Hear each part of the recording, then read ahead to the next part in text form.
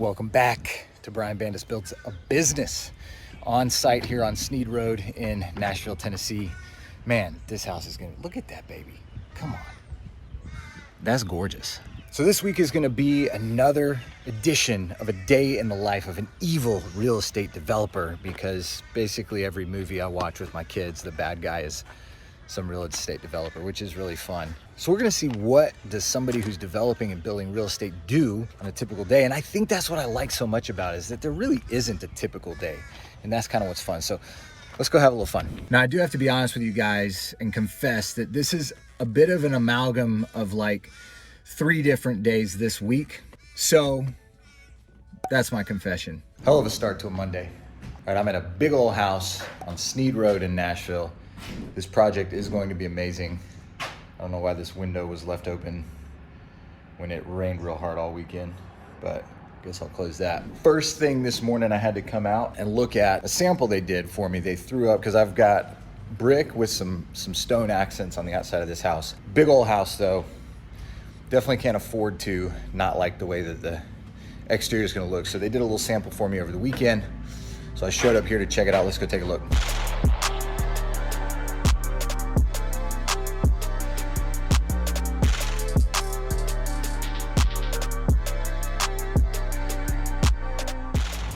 So here's my sample. We've got sort of a light sandy colored brick with a darker mortar next to similarly colored stone, but we're gonna have a light mortar in that stone that should kind of tie it into the brick. Should be a nice little combo. So that was the first thing. From there, this was really fun. And I blew it, guys. I didn't get video. From there, we uncovered a septic tank, an abandoned septic tank, as we were trying to trench for some French drains on one of our jobs. So they had to pump it out, and now we're gonna kind of collapse it in and bury it. And let me tell you something, the smell coming off of that situation, that was a special experience. I don't know what that means. So I took a look at the brick and stone sample and approved it, because it's gonna look great. I think it's gonna really stand out. We've got white painted brick houses on either side of us, and I really like that look, but I thought we needed something different that would kind of stick out in this area, and certainly with those two next to it. Similar size houses, really beautiful. And so we're going with this, just a little more of a natural look. So something else I'm excited about in my next video, maybe my next one of my next couple videos is gonna be walking through and showing you guys some design decisions I need to make on this house and getting your 2 cents. But right here, this whole section, we've got this big, awesome covered porch. We're gonna have heaters in the ceilings and all kinds of stuff. Right here is gonna be the outdoor kitchen. And so I'm just now designing that.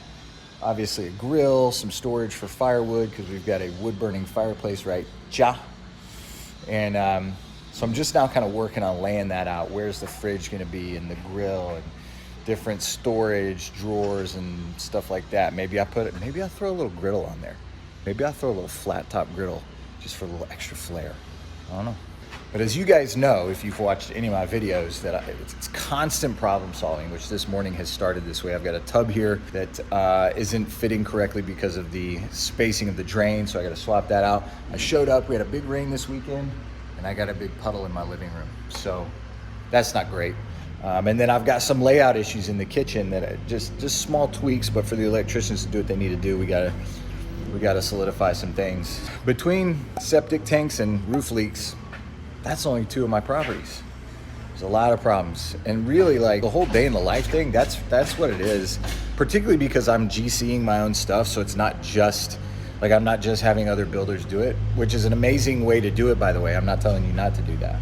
But right now, because I'm GCing my own stuff, and right now I'm GCing, let me think real quick, Bronte, Foster, Hawthorne, that's 9, Sneed, that's 10, Thomas, that's 11, Thunderbird, 13, Basswood, 15. Fairly actively GCing 15 units right now, with more in the pipeline that we're working through permitting on. There's a lot of problems every day. I mean, honestly, the phone is just blowing up with texts and calls. What do you want me to do? What do we do about this?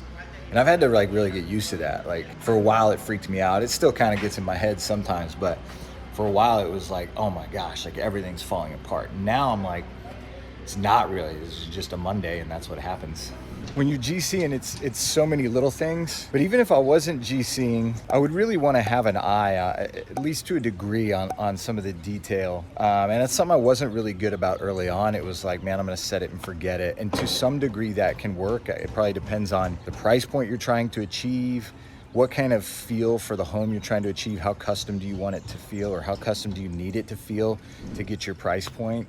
But like one small example, look at these things right here. See these guys?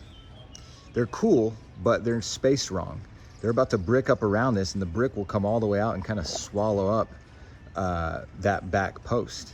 And really that should be sitting on the face of the brick. So that's one example of a small item that I had to come out and go, oh, you know what, this isn't gonna be right once this is done.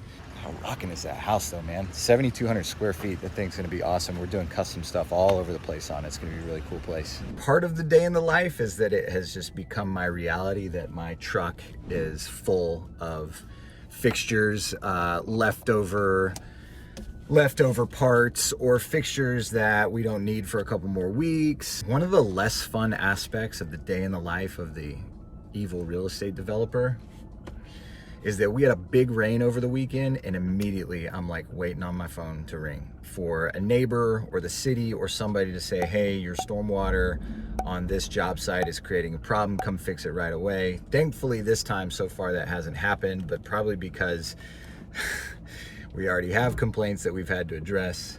And that's really tough, right? I mean, most stormwater conditions that I'm dealing with, I'm doing infill building. They already exist, but as soon as you're the evil developer, it's your fault. So that's fun.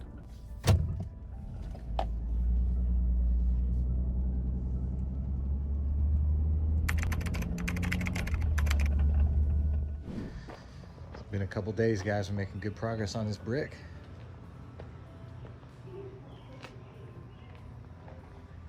Looking good. So now that we've done some work here at Sneed Road, I need to take care of my soul. And so pretty much 5 days a week, I make sure that I get some sort of exercise in. So our next stop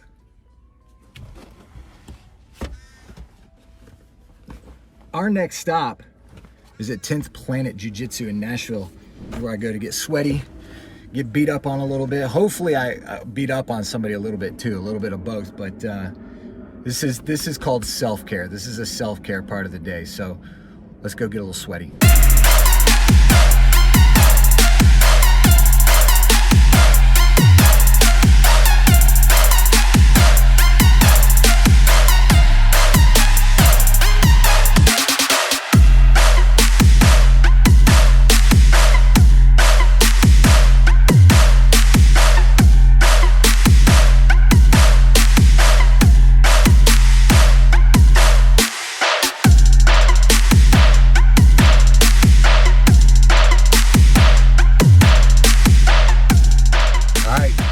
Jiu-Jitsu done, in the bag. Now, admittedly, that was not footage from today. That was footage from like 2 weeks ago, but still, that's not the point. Did it, I sweated, feeling good. Now it's back to the office where we got to make some design decisions and buy some materials and whatnot. So let's get going. All right, so we're back in the home office.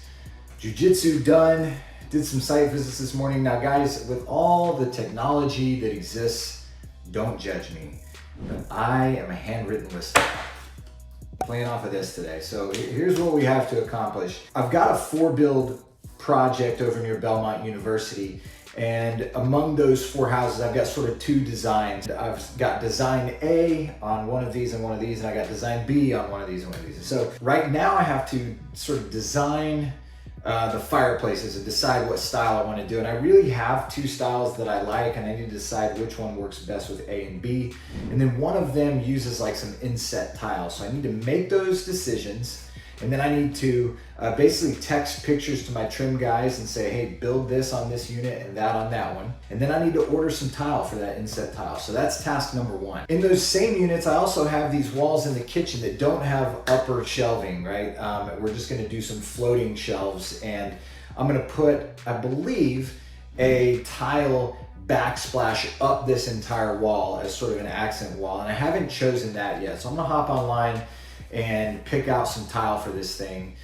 see if we can figure out something that we like. Next, for the big old house that we were at this morning, in the Green Hills area, the 7,200 square foot beast, I've got 3 fireplaces. I've got one outside on the patio, one in the living room, and then one in the master. And I haven't selected those yet either. And what I need to do is choose the fireplaces and line up my fireplace company to do install on those. Then I also need to choose the design. Am I doing tile on this one? Am I doing a mantle or not? What color?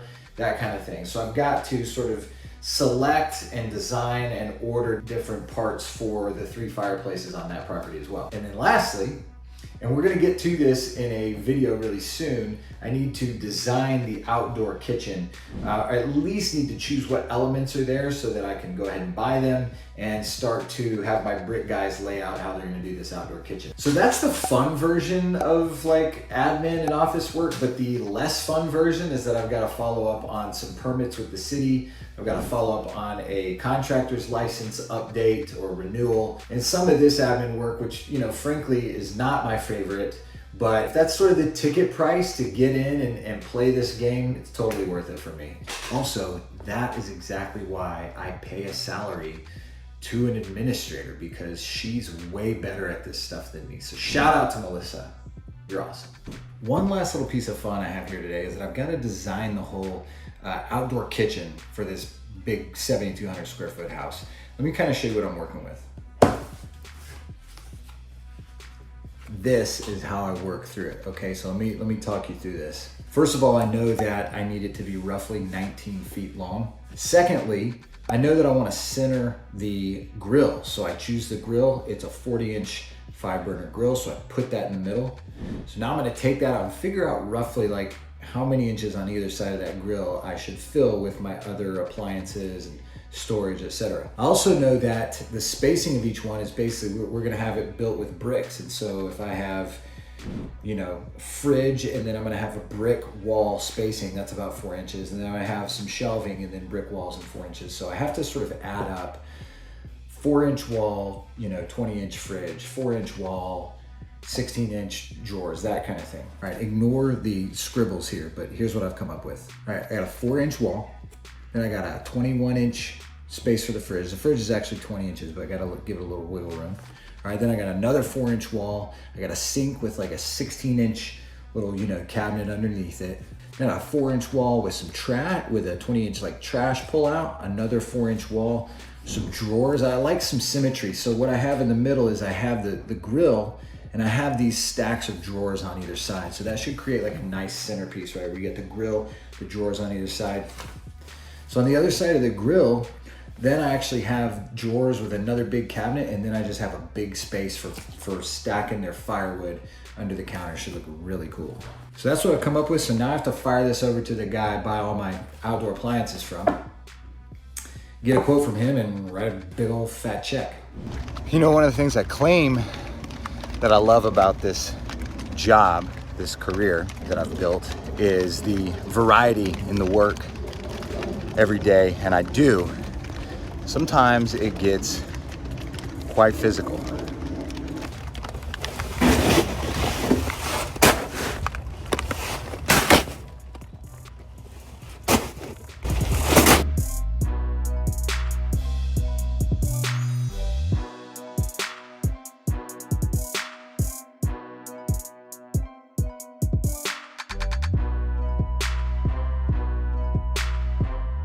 So you go, 45 bags of pea gravel, loaded up at the store, unloaded here, dumped into a 10-foot ditch. Off to get some tile. All right, so now that I've put in a solid day's work, it's time to wind down doing one of my favorite things. I'll snuggle up on the couch with my boys and we'll watch one of any hundreds of children's movies that depict the villain as a real estate developer. Not sure you believe me? We could watch Up, we could watch Norm of the North, Goonies, Big City Greens, Bedtime Stories, It's a Wonderful Life, The Country Bears, Fern Gully, the movie version of Hey Arnold, Furry Vengeance, Over the Hedge, The Borrowers, and I think maybe that old Flintstones movie. Wait, this is what real estate developers do? Why are you so evil? Listen, if you're getting something out of this, and you are inspired to develop from what you're seeing here, then hook me up with one of those, and one of those, and one of those. I'll see you next time.